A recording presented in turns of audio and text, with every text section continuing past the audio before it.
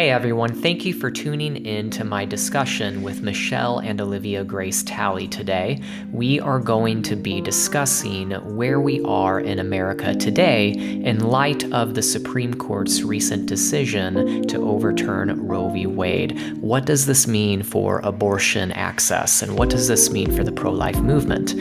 How can we as Christians get involved and make a difference in changing hearts and minds about this issue? I hope you enjoy the discussion, and here we go. Welcome, everyone. Thank you so much for joining me. I'm excited for you to be part of this conversation that we're about to have. As you can tell from the title of this video, we are going to be discussing what is next after the overturning of Roe v. Wade. As everyone knows, the United States Supreme Court recently overturned Roe v. Wade. This is a huge victory for life, for the pro-life movement, and for justice. But the fight for justice for preborn babies and for women is far from over. And so I said that we are going to be discussing this. Well, who is we? I'm excited today to be joined by my friends Michele and Alivia Grace Talley. Thank you guys so much for joining me. And why don't you guys quickly introduce yourselves for the viewers and the work that you guys do? Yeah, thank you so much. I'm Alivia Grace Talley. I'm currently a junior at Clemson University in South Carolina, and I started a pro-life student organization at Clemson the end of my freshman year.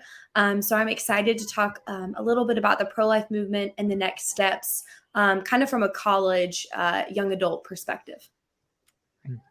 And I'm Michele Talley. I am the Community Development Director at Palmetto Women's Center in Rock Hill, South Carolina.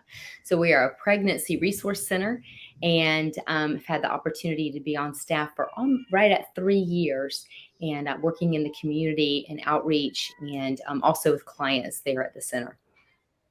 Awesome. Well, thank you guys so much. I'm definitely excited to hear more about what both of you guys do a little bit later as we continue this conversation. But first, let's get down to the basics. The Supreme Court overturned Roe v. Wade. What exactly does that mean? What does that mean in regard to abortion access in America? And will women still be able to get abortions? Where are we in America today with regard to abortion after in light of this decision? Well, David, women can still get abortions in America. We have states that when Roe was overturned that did come back to trigger laws, like Oklahoma. There are no abortions legal in Oklahoma. And South Carolina, we've gone back to the 6-week heartbeat bill ban. And of course, there is legislation being discussed and being heard to bring abortions laws back to conception.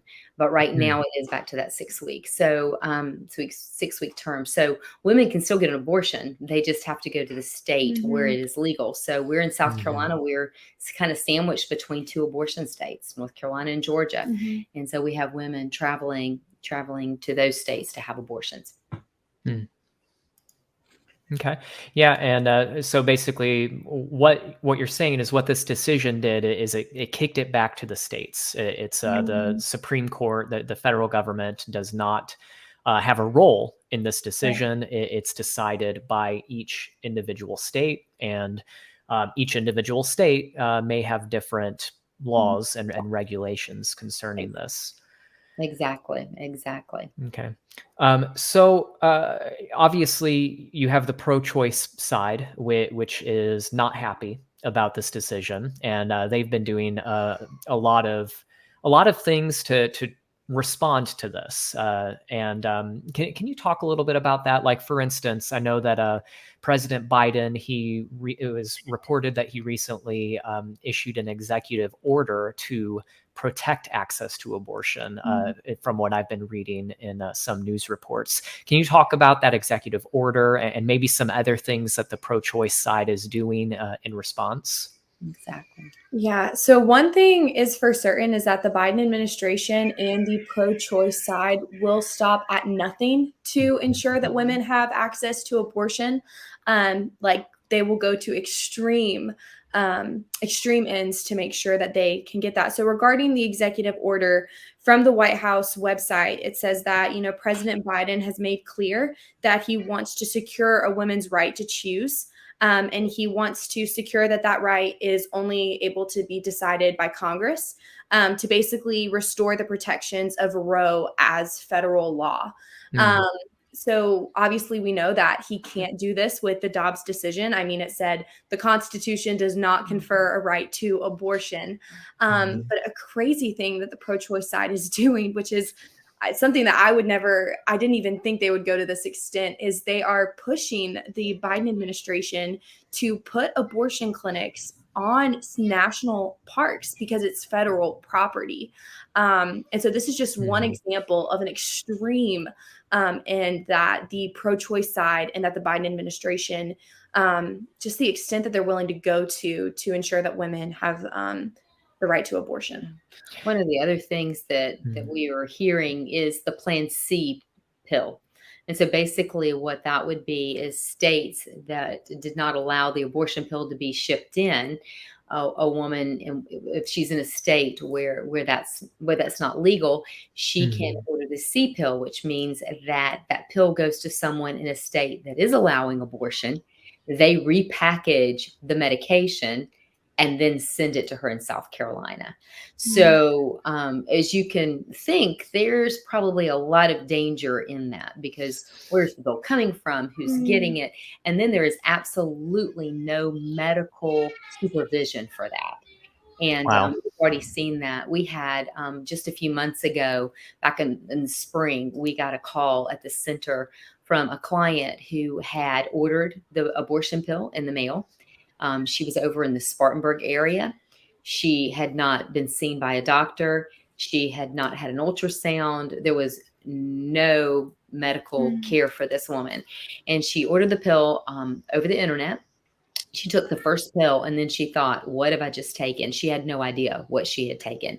And so she started Googling. She found the 1-800 number. They connected her to our nurse, who we are one of the clinics in South Carolina, centers that do provide the abortion pill reversal.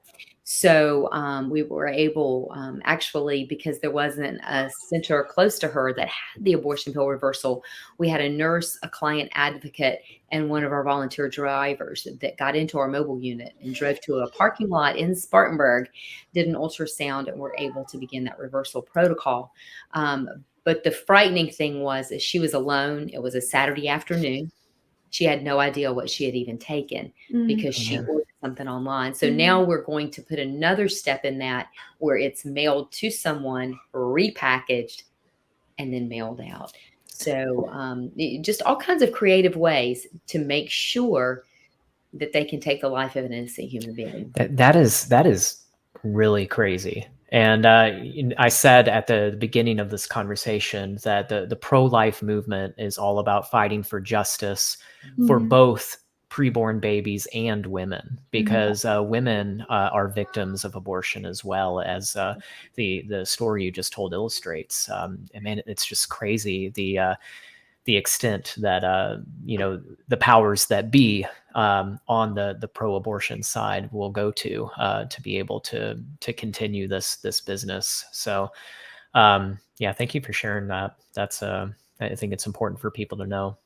Right. So what would you guys say? Obviously, you are very much involved in, both of you are very much involved in the pro-life movement and in this fight for justice. What are the next steps for the pro-life movement in fighting for justice for preborn babies and women now that Roe v. Wade is overturned? I mean, I feel like a lot of people kind of view this as the victory, like the war has been won. But I really feel like this is just the beginning. Like this is just the beginning of this fight for justice. So what would you guys say are some of the next steps for us? Well, this is an exciting time. I mean, it really is. Mhm. The war is definitely not over. In fact, Mhm. in a lot of ways, it is just beginning. Mhm. And we have been busier at the center than we ever have been, both with clients and with donors. It is, and people that want to partner, people that want to do something to help. I think that Mhm. the majority of people prior to this decision that was handed down, they were somewhere in between. There were a lot of people that, for better or worse, just to kind of say whatever. And Mhm. now, Mhm. because it is such an intense and such a an important issue, all of a sudden, people that were saying with whatever have now chosen a side or Mhm. are not afraid to step up and say what they believe. And so that whatever has really shrunk. Mhm. And so we are very excited to see people wanting to partner with us. At the same time, you're seeing the intensity of the vengeance that's coming from the other side. And Mhm. so this is one of those issues that um, it's one thing to pass legislation, but to win the hearts and minds of the people and of the culture, that's where the real battle comes Mhm. along. And Olivia Grace works for Students for Life, and is interning for them in Washington, D.C. She just flew back last week, but Mhm. also on campus. So she can talk a little bit about within that college age group, which is 50% of all abortions happen between the age of 18 and 25. Mhm. And so she is in obviously I'm past that, and she is definitely still in that and Mhm. has a voice within that community. So what does that look like for a 20-year-old, Olivia? I think the first thing is not being afraid to have conversation. I think a lot of people can feel Mhm. uncomfortable with it because it's such an intense topic and sometimes it's a very sensitive topic. And so I think that the first thing that, the pro-life movement needs to do is we need to get ready. So we need to educate ourselves. We need to read about how to handle conversations with pro-choice people and how to handle those arguments that they bring up from their side. And then it's having those conversations, Mhm. like my mom said, you can pass all the pieces of legislation. You can have the heartbeat bill, that bans abortion as soon as a fetal heartbeat's detected. But ultimately, how you win is by changing the heart and mind of that woman who is Mhm. in crisis and who is seeking an abortion. And a lot of people don't realize that women seek abortion out of fear. Women just don't know. They're in some type of crisis that leads them to the steps of the abortion facility, and whatever they're going through, the answer isn't abortion. And I think that's such the big difference between the abortion industry and Planned Parenthood providers and pregnancy resource centers. Pregnancy resource centers solve the problem. If a woman's in abuse, they help her get out of the abuse. They help her get in a stable housing. If she doesn't have food or clothing and she's, in a really, really unstable housing situation and she can't provide for the baby, the abortion industry, charges her for an abortion and kills her baby. But the pregnancy center is going to make sure she doesn't get back into that situation again. And so I think it's Mhm. just educating people about that. I mean, it blows my mind anytime I talk to students on campus at Clemson. Girls are like, I had no idea a pregnancy center existed. There are Mhm. 3,000 pregnancy centers all across America. And so I think it's educating, and it's having those conversations, and then it's doing something about what you believe in. So it's volunteering at your local pregnancy center. It's speaking out as a college student, because you know that there are girls in your classes and girls that that are facing these decisions. And so I think the main thing to do is to have those conversations, and then to do something about it. Right. So. And those are Excellent. hard conversations because people are very passionate, and the sound bites and the culture, the buzz is so loud and so angry and so strong. And there's so much misinformation out there. Mm, I mean, Mhm. the yeah. misinformation is incredible. Just last week, there was a representative that talked about how pregnancy care centers should be shut down because they torture their patients. And Mm. do a free pregnancy test, free ultrasound, and resources. I'm not sure how that's torture, but Mhm. compared to what I know and have heard firsthand from women that have been to abortion clinics and the things that they have been through, I think Mhm. qualifies a lot more as torture compared to what we're able to do at the Pregnancy Resource Center. And also the church stepping up to be the voice, Yep. to be the hands and feet of Jesus. I mean, we're supposed to step up and speak for those that can't speak for themselves. So yes, we want to speak for that baby, but we want to speak for that mom, and we want to give her what she needs to be successful, but also educating our culture on God's better plan for sex. I mean, what is God's intention for sexuality? Who are we? We're created in the image of God, and how do we live that out in a healthy way? And so I think that that's a big part of it as well. And if you look at it big picture, you can get a little bit overwhelmed, but how do you eat an elephant one bite at a time? And so we just take, and we always tell our students, we have a group of high school students that serve with us at Palmetto Women's Center, and then go on to college and are able to serve there as well. We always tell them that everybody has a place at the pro-life table, and it's going to look different. It's going to be foster care, adoption, legal, doing advocacy work, or being involved in policy, or being that pastor. Just tonight, we were about to sit down to dinner after we got home from work today, and my ED, our executive director, called and said, we have a mom that has no food. Is there anything you can do? And because she's on the other side of the state line, we can't get our normal people that are still there to give food. And it was just with our partner. And I picked up the phone and called a pastor up in the Fort Mill area. And he was there working on a sermon. He said, I'll have a gift card for her. Then he called me back and said, the Holy Spirit just led me to say, if she doesn't have food and she's using gas to get here, she's going to need gas tomorrow. So he actually, just as a response to what he felt like the Lord was telling him, said he got a gas card as well. So that just happened an hour ago at our house. So, those are the things. But everybody had a place at that table.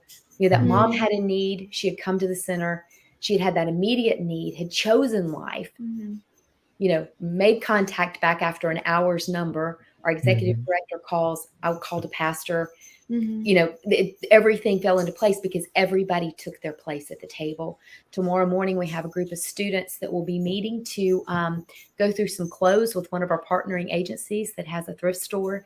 And we're going to be taking those down to some students, some children actually, that are in need in Great Falls, and being able to give diapers and wipes down there on Saturday. So, everybody has a place at the pro-life table, and we have to find that. And that's what changes hearts and minds. That's awesome. I definitely want to hear more about some of the things you guys do at the Palmetto Women's Center, and maybe some ways that some practical ways, more along the lines of what you were just talking about, of how people can get involved. You mentioned how important it is to have conversations, to be able to persuade people logically, and be able to offer good arguments for the pro-life position. What are some resources that you might recommend for people on the pro-life side to become equipped for being able to handle those conversations? There are lots of, you wouldn't believe it, but there are some really quality, great resources. One of them, I'll let Olivia Grace talk about what Students for Life. Students for Life of America. Just go to their website, and they have so many different options. So they have a blog portion of their website that has such great information, just staying up to date on what's going on in the pro-life movement. They have a lot of great resources. If you are a high school or college student, or just I'm pretty sure they do graduate school and law school students as well, and you're passionate about the pro-life movement, you need to get involved with them. They're an amazing resource. They train and equip students my age to be leaders in the pro-life movement. But I think in general, a great resource, which is where I learned a lot in high school about the pro-life position, was Live Action. Their Instagram account, I know, is really great. You can follow it, and they post stuff every day that is just either I learned something or a stance that I need to be stronger on. I get another way to kind of a different perspective to defend the pro-life position. But I would say Live Action is great. They have an incredible website, everything from, they explain exactly what an abortion procedure is, and it's by a man who is who was an abortionist and is now pro-life, and he educates on how harmful abortion is to women and babies.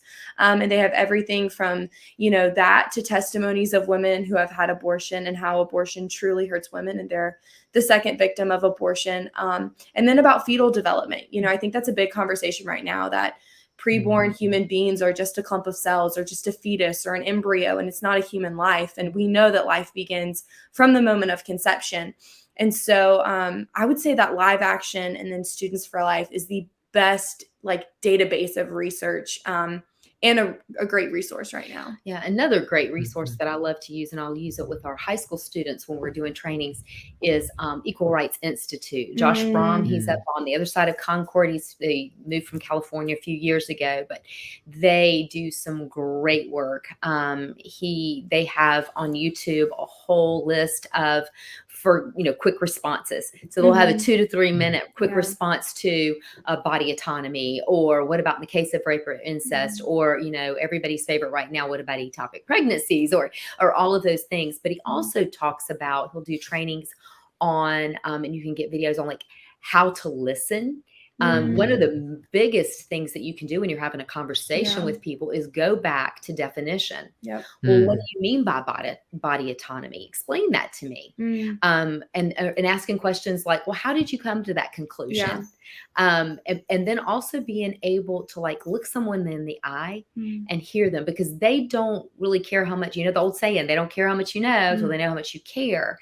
And the truth is the life of that person that you're having a conversation with is just as valuable as the unborn child that you're defending. And so, all life is valuable from the womb to the tomb. And that is what we're after, is to be able to have those conversations, to ask great questions, and to be able to have people to find what we find. And Olivia, Grace, we both have some probably really good stories about, especially, tabling at Clemson, at being at Winthrop, and different conversations we have in the communities, is most people are throwing around words and they haven't stopped to think what it means.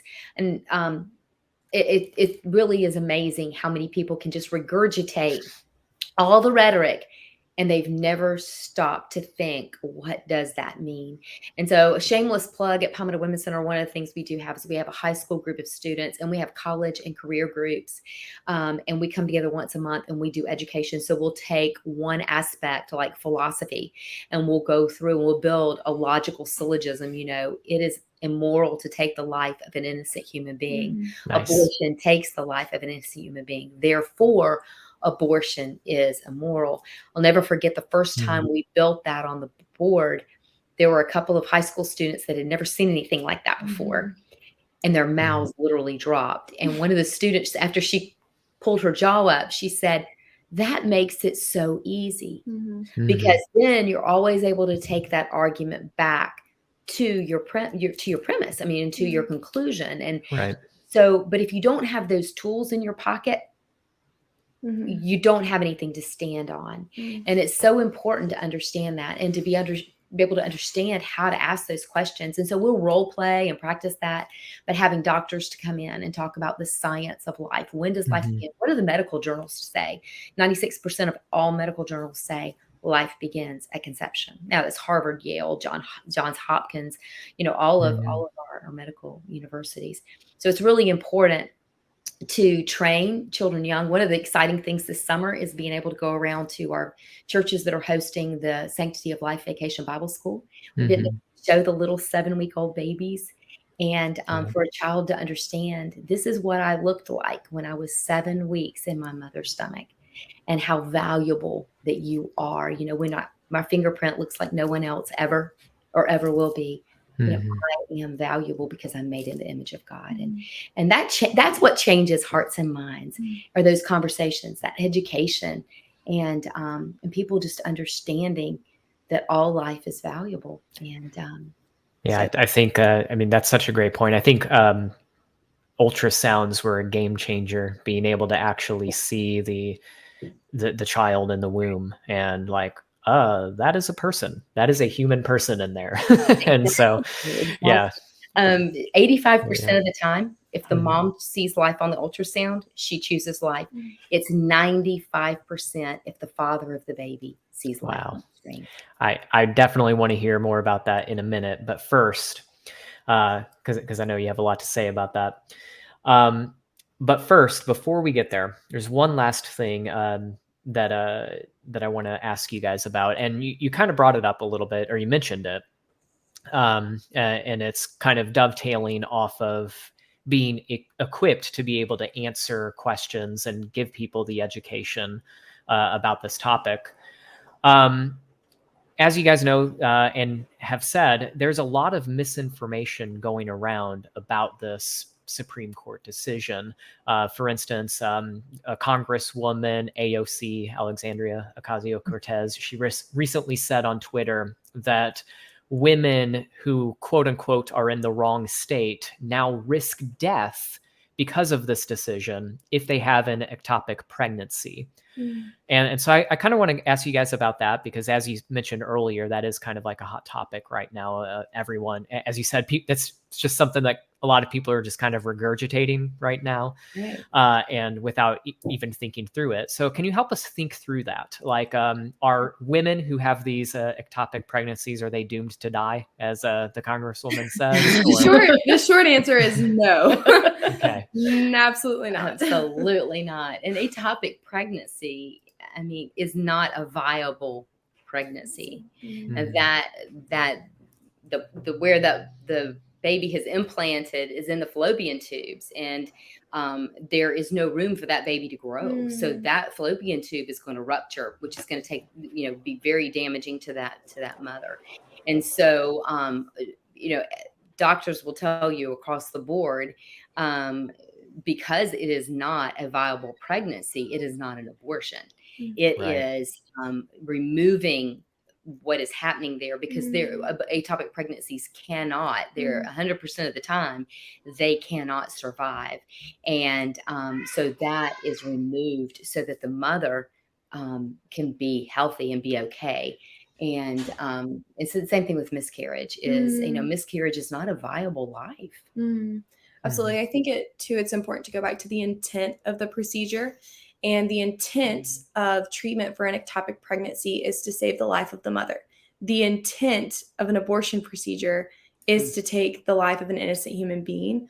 And a great resource for this, because the medical, I feel like the pro-choice side is asking, is, you're right, they're spreading so much misinformation to ultimately scare women and to get more people to be on their side, is APLOG. It's the American Association of Pro-Life Obstetricians and Gynecologists.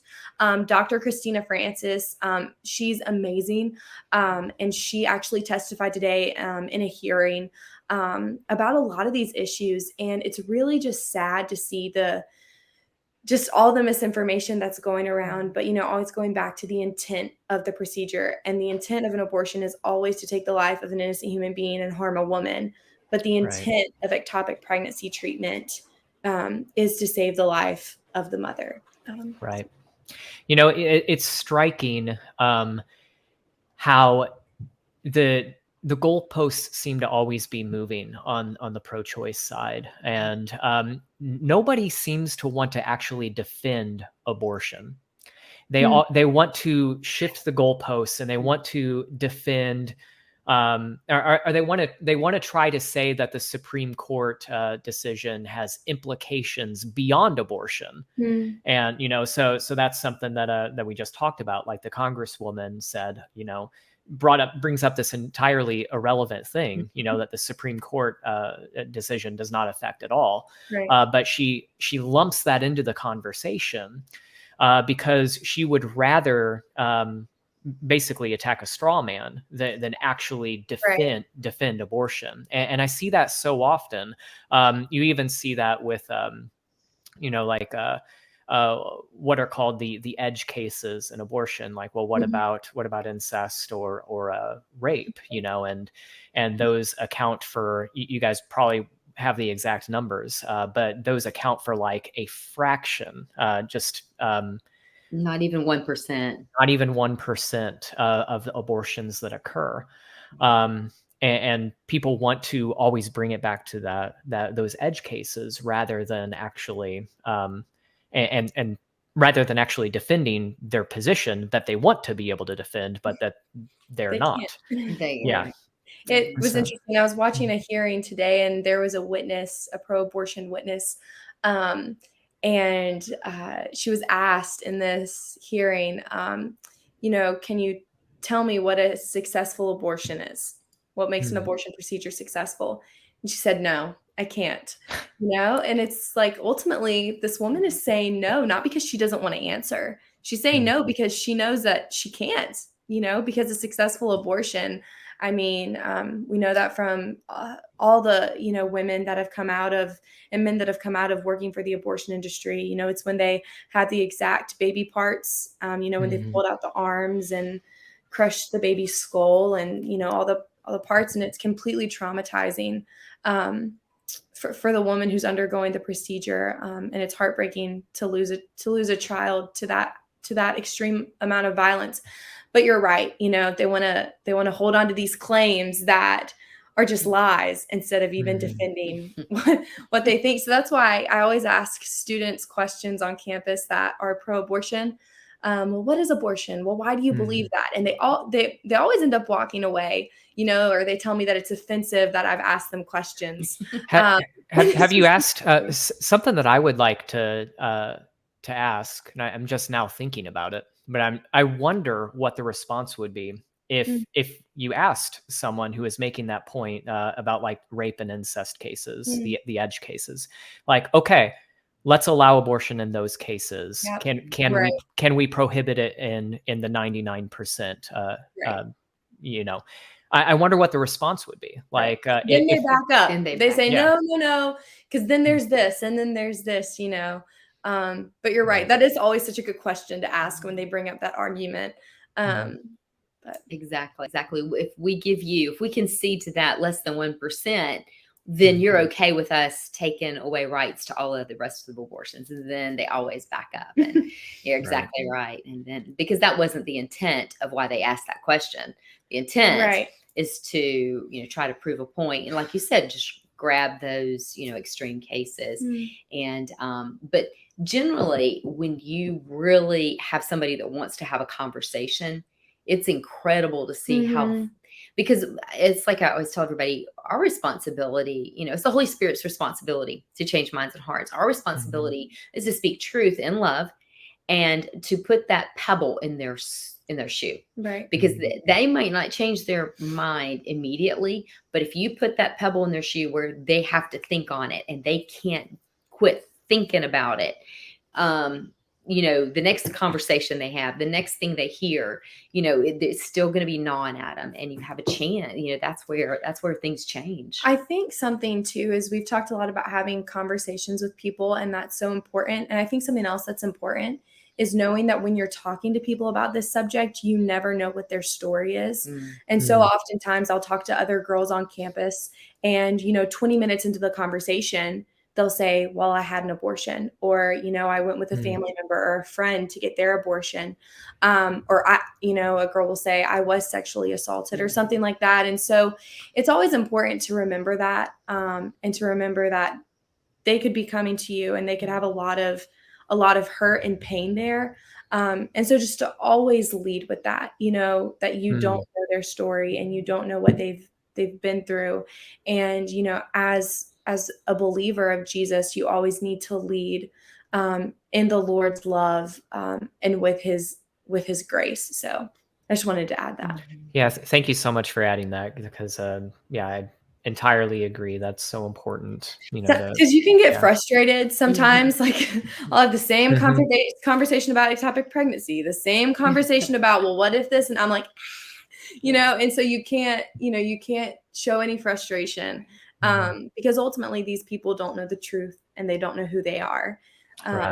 And you always need, I always tell other students that are in the pro-life student organization I started, you never look into the eyes of someone Jesus didn't die for and didn't love and doesn't love.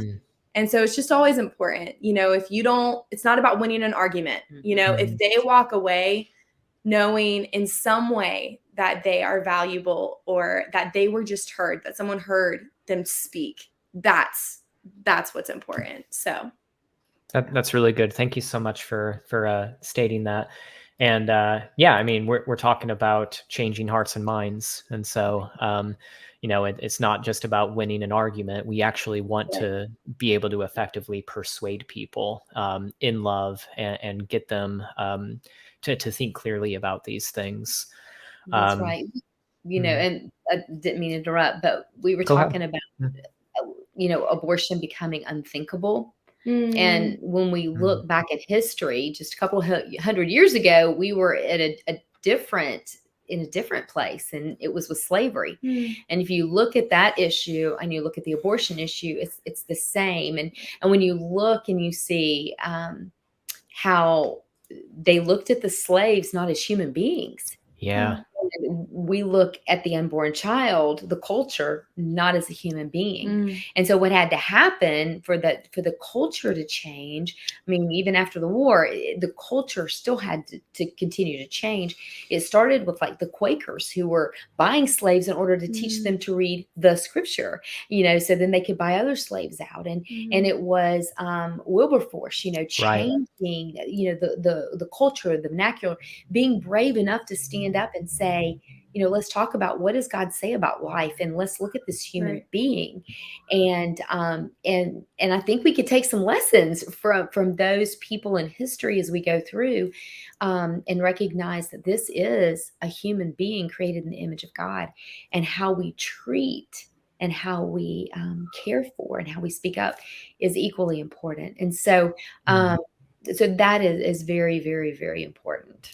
Yeah, thank you so much for sharing that. And yes, the point about slavery, I think, is a very powerful analogy, because there's just so many parallels, as you mentioned, and so many lessons that we can learn from the abolitionists, like William Wilberforce and the movement that he led.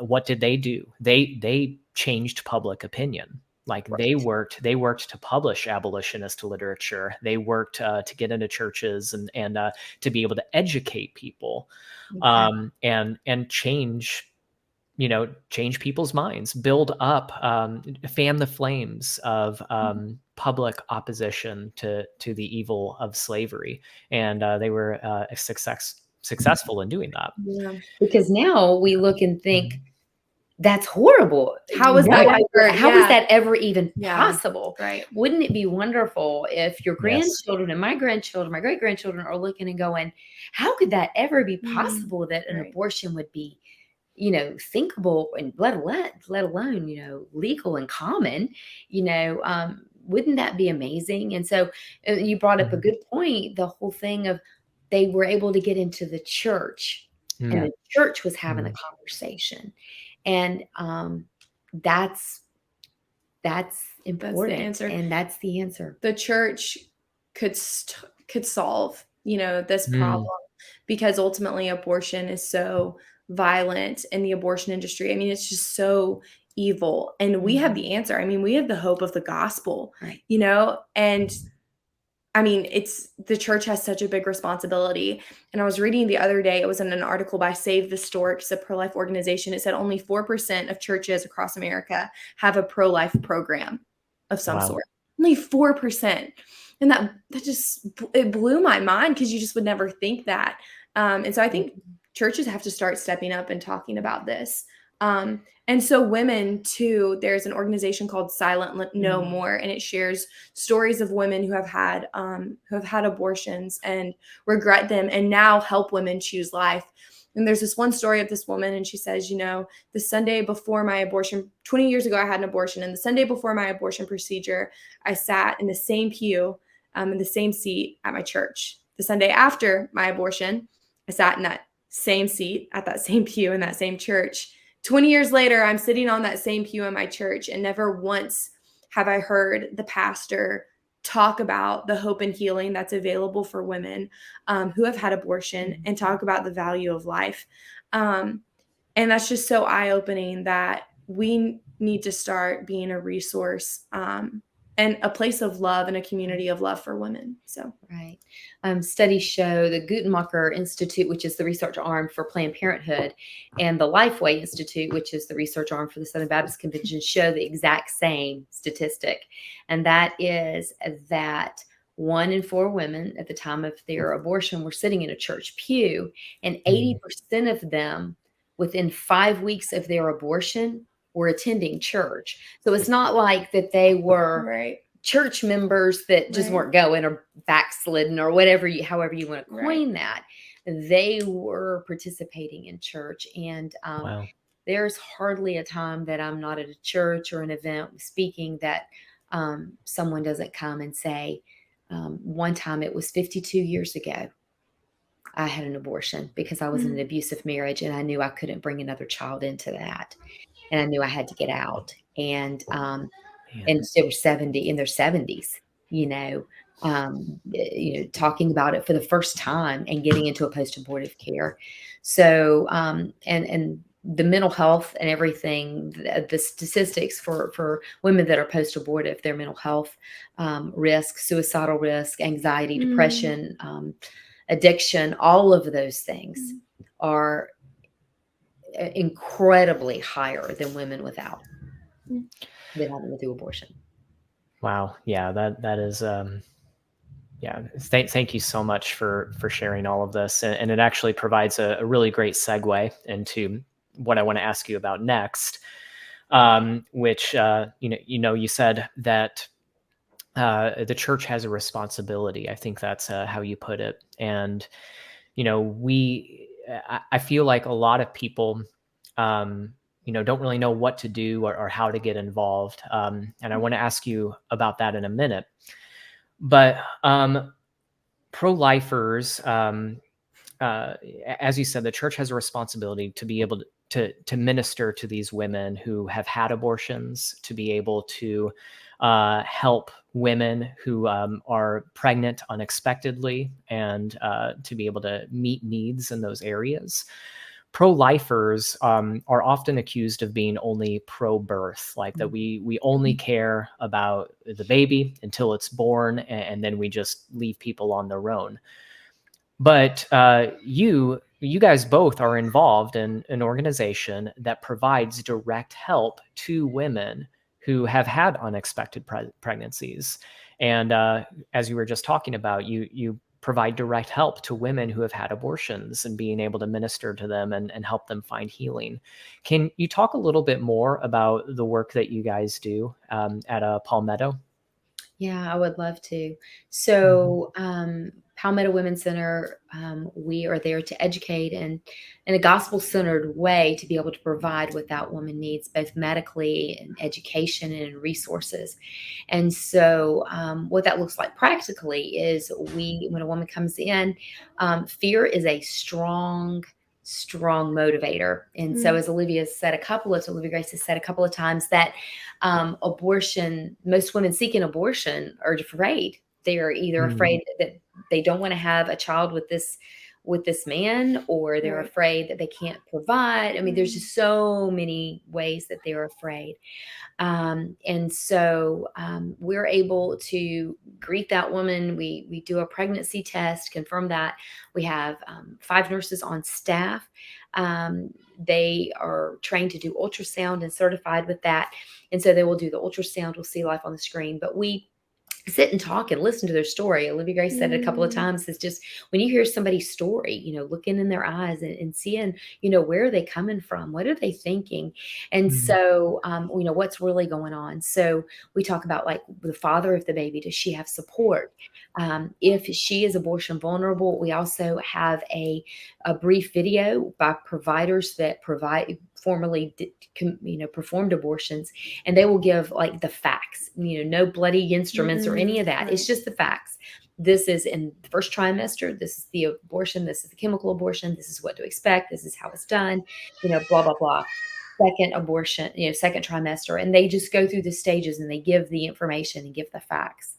The client advocate has stepped out at that point of the counseling room. She comes back and says, how do you feel about that? What do you think? And then the nurse is able to come in and from a medical standpoint, go over all of the medical facts of where she is in her pregnancy. How far along are you? How are you feeling? What are you thinking? And then to be able to do that ultrasound to see life on the screen. And like we said, 85% of the time that woman sees life on screen, she chooses life. 95% of the time, if the father of that mom is there. One exciting thing is last Monday, Joe Caruso, he just came on staff with Palmetto Women's Center as our male ministries director. And so he is building a men's team to be able to minister and disciple dads, not moms, dads there at Palmetto Women's Center to be able to give them what they need to be that support for the mom. One of the other things that we're able to do is something called the Bright Course, and it's fairly new. Bright Course are classes that these moms can take, and as they take these life skills and parenting classes, everything from budgeting, finance, breastfeeding, how to resolve conflict, what are the benefits of marriage versus cohabitation. It goes through gospel-centered discipleship. And as they take these classes, they earn parent bucks. So the dad and the mom can take these classes. They earn double the points that way. As they earn these points, it's towards cribs, brand new cribs, high chairs, car seats, baby bathtubs, boppies, clothes, shoes, and they do that until that child is 2 years old. Wow. And a mom can get diapers and wipes from Palmetto Women's Center in connection with our partners up to the time that child's 2 years old. So that is very important. She can take these classes up till the time the child's 2. So if she's seeing those strong-willed child characteristics coming out, she can go through that. So they take the classes. We make it as easy and practical as possible. With gas prices, she can take those classes on her phone or her iPad or whatever. Then she can either Zoom in or come in personally with a mentor that will debrief those conversations. Olivia Grace is also volunteering at Seneca Pregnancy Center, Foothills, up in Seneca, South Carolina. She's had a chance to actually be a client advocate for some of those young moms in Clemson. I think, we just had I think it was about a month ago or 2 months ago, there was the baby formula shortage in America. And, in my community, the place that was helping women get baby formula was the Pregnancy Resource Center, was Foothills Care Center. And I was like, what a perfect example that we are the actual ones here to help. Like, if this doesn't prove that we aren't just pro-birth, I don't know what will. I just remember seeing, all their posts on social media. We still have baby formula shortage for you. We're able to be a resource for you. Planned Parenthood has their mouth shut, And so if any organization, is trying to say, hey, we provide tangible support, we actually care about you, it's definitely the Pregnancy Resource Centers. And again, people will only know that by us having conversations and debunking those lies, because they're viewed as these old, crazy white men that want to tell you what to do with your body and force you to have a baby and don't care about you. And that's just totally a lie. I mean, these are the women that run the Pregnancy Resource Centers. And so, when the baby formula shortage happened, I just was laughing at, we are the ones here that are still helping women. Exactly. Yeah, that is awesome. Yeah. Wow. I was like almost in tears hearing about all the stuff that you guys do to help women. And my goodness, you said it earlier too, about how important it is to educate people also in family, like the value of family, the value of stable marriages, and the correct perspective on sexuality. And that's all part of building a stable society, which is built upon stable families, and where women and children can be protected and cared for. And so, that's all just really, really exciting stuff. It is. The opportunity to change the family trajectory a lot of times. My mom, this happened to my mom, this happened to her mom, and to be able to change that. And our annual gala, we've entitled it, and it'll always be, the name of it is Legacy of Life. Mm. And so leaving that legacy to the next generation is so important. I know last summer I told you a little bit about our high school students that we, educate, equip, and employ to live pro-life and pro-love. So, not only do they get educated, and then they're given resources like from Students for Life, from the National Pro-Life Summit and those things, they actually are employed to do the thing. I think so many times we tell people, and it's good in theory, and we're educated, but then we sit on it. And I think that that's to your point of how do we change hearts and minds? We do something. And so one of the things our high school students had an opportunity to do last summer is we had a client come in during COVID, and she came in abortion vulnerable, and she chose life. And the father of the baby saw life on the screen, and he said, we're going to do this right. We're going to get married. And so it was really neat. She came to know the Lord, and it was really great. So our high school students, I had talked to her about getting married. And so our high school students came along, and we pulled from 5 different churches and put together a wedding in less than 3 weeks for this couple. And it was beautiful. Their families got involved and got excited. And we were able to not only minister to that couple, but to minister to her parents and his parents and all those groomsmen and the bridesmaids and the people that were there at that wedding. They saw the message of life lived out. And to watch them walk down the aisle, she turned and she picked the baby up from her mom after they said, "I do." And she picked that baby up and walked down the aisle. I was like, that's the most beautiful picture of the legacy of life, It's amazing. Wow. So you guys, you support these women who have had unexpected pregnancies. You equip them with the tools they need to be good mothers. You help the fathers as well. You're educating people, building up strong families. You are helping women who are determined to get an abortion. You show them an ultrasound, and you've been effective in literally saving the lives of little babies by persuading these women who were determined to get an abortion to change their minds. And I'm just this is why I wanted to have you guys on, because it's amazing, the work that you guys are doing, and I really wanted to bring awareness to it, and to for my viewers to be able to know what's out there, and for them to be able to support and get involved with the good, effective work that you guys are doing and that other pregnancy centers are doing. So on that note, what are some ways that people can connect with your organization and the work that you guys do, and how can we support it? Well, I do want to add one thing onto all the resources that pregnancy centers are able to provide. They also, I know Palmetto Women's Center says this a lot to women, but they do also post-abortive support and recovery. Right. So to any woman who has had an abortion, they have counseling, free and confidential counseling. There are support groups and ways for them to heal through that. And so I just also want to note, that because the life of that woman that has been through that is just as valuable as the life of a preborn child. Sometimes, we talk about all the other amazing things. It's easy to be like, wait, we do this too. And we do this too.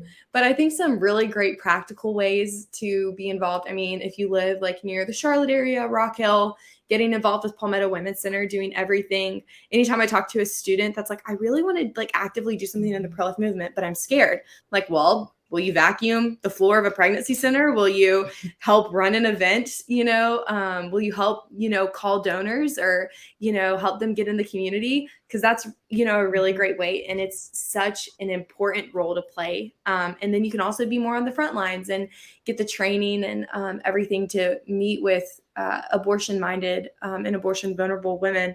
But that's like my mom always says, there's a place for everyone at the table. And, sometimes people think, I always tell students, don't just think, oh, well, Olivia Grace has got this, she's doing this at Clemson, they're doing that at the pregnancy center. I mean, I support them, because ultimately each person has a circle of influence and know at least 5 people I don't know.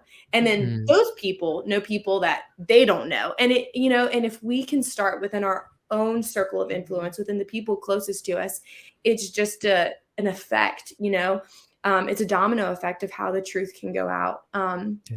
So those are some practical ways, but Right. I think, talking about some of the resources we talked about earlier of getting, educating, going ahead and reading about it and understanding the conversations and how to have these conversations. That's really important. We do some of that training at the center, but practically, get educated, like Olivia Grace said, have your conversations with your 5 closest people so that can go out.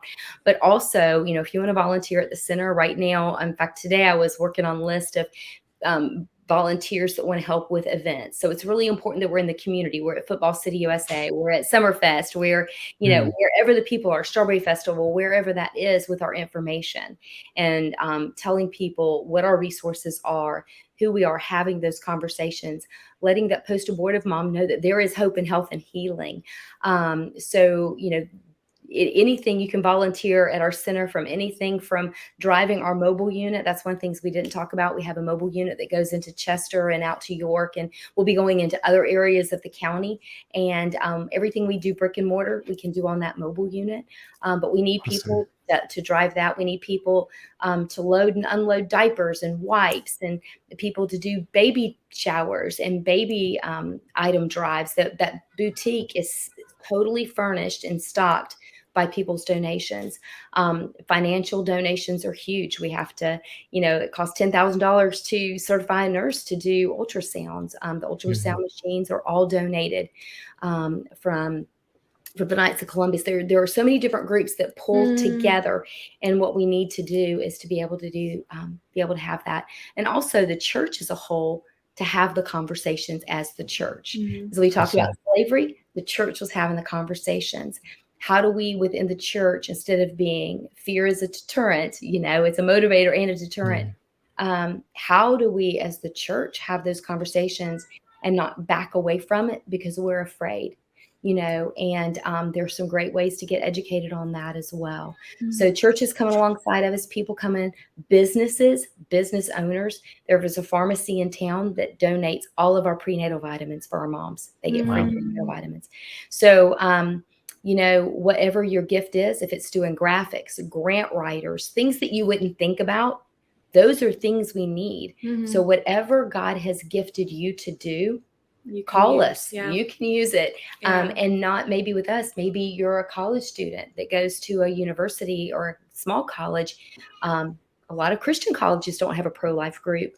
And you notice that there is a pro-choice group, bring in the other. A public university has to have both sides.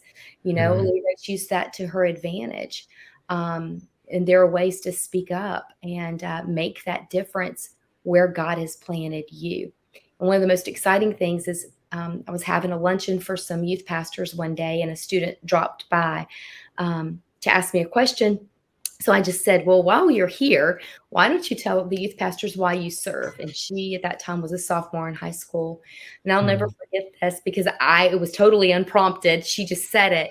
It just kind of fell out of her mouth. And just naturally, she said, well, as I've begun to learn how to have conversations about why I'm pro-life, I'm learning that it's so much easier to share the gospel. And she said, I share the gospel so much more now that I've learned how to talk about life. And I'm like, well, that should be the same, that we should be able to. So it's important that we in the church, especially, and maybe it's not on the preborn side, right? Maybe it's in foster care.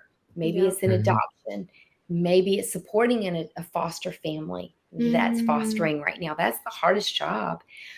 Maybe it's, helping a family that's looking to adopt. Maybe it's coming alongside and sitting with a post-abortive mom that is traumatized and needs to be loved on.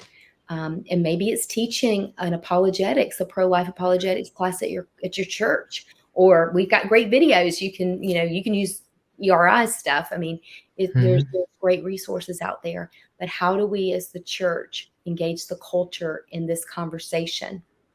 Amen. That is all really great stuff. Thank you so much. And before we head out, how can people connect with your organization again? Okay, great.